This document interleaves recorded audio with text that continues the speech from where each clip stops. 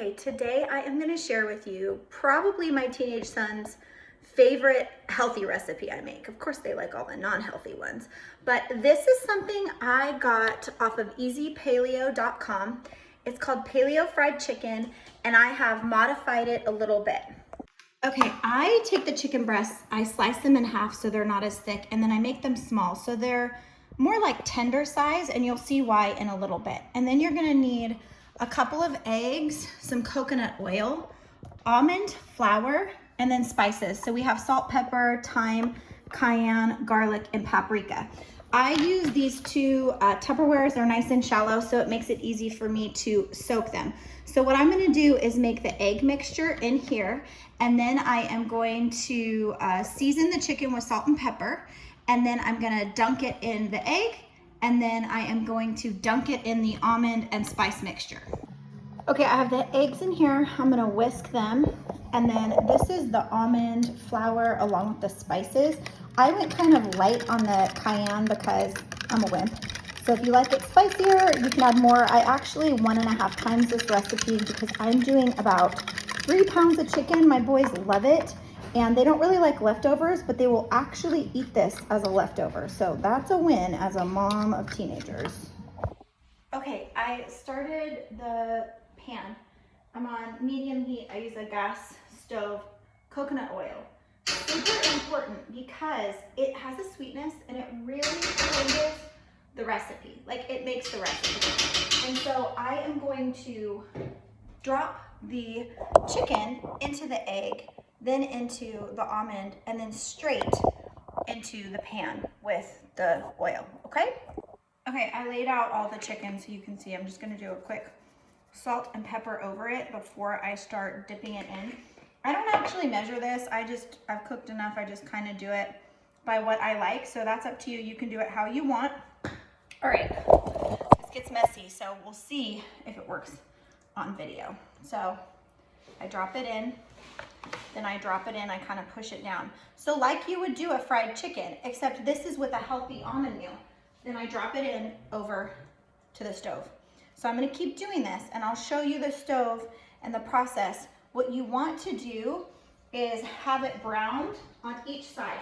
So we're kind of securing the flavor in to the chicken, and then we're actually gonna transfer it to a cookie sheet, and we are going to bake it in the oven. So instead of doing a traditional fry where your chicken is completely covered in that, we're getting the flavoring, but we're not paying the price in health and nutrition because that oil is very high, usually in saturated fat.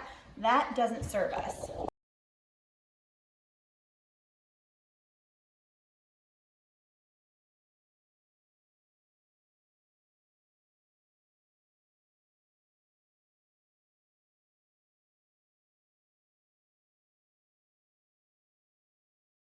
Okay, so I'm working on the first batch. I transfer them when I've kind of fried both sides so they're ready to go into the oven.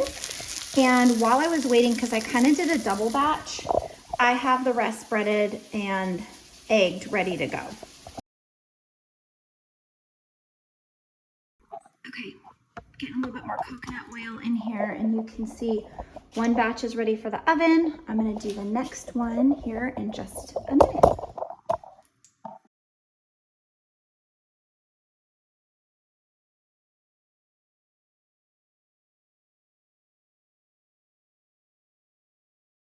Okay, so we're right at 2 minutes. So I'm flipping them over so that each side can get that nice kind of fry.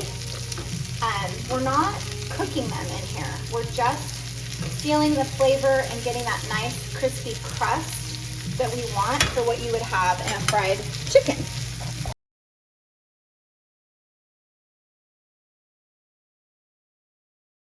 Okay, second batch is done.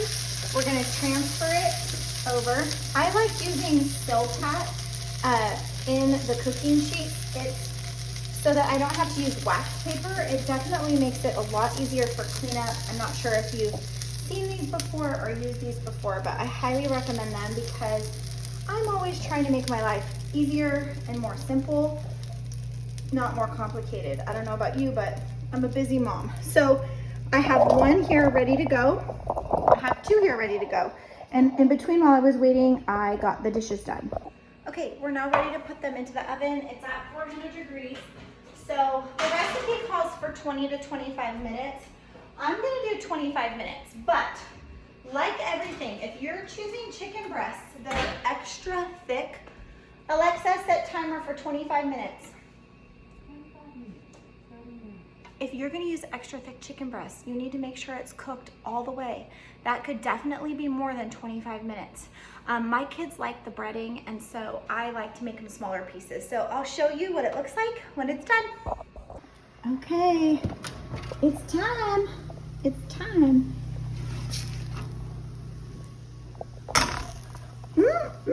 And it smells so good. The teenagers will be showing up any minute. I will drop the nutritional facts and the recipe in the comments.